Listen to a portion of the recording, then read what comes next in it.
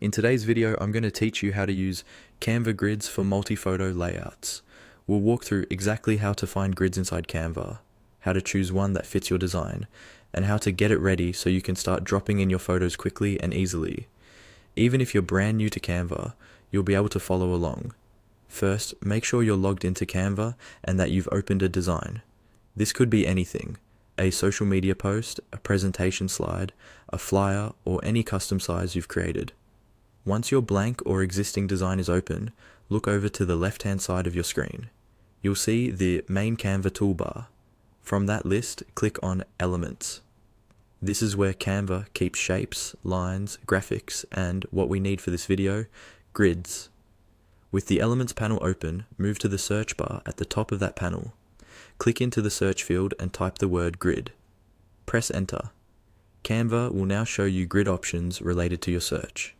These are special layout frames that automatically crop and arrange your photos for you, which is perfect when you're working with multiple images. You'll see a few grid designs appear right away, usually a mix of simple and more complex layouts.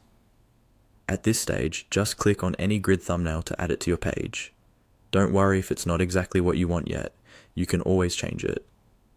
When you click a grid, Canva will drop it directly onto your design canvas, usually centered and sized to fit the page.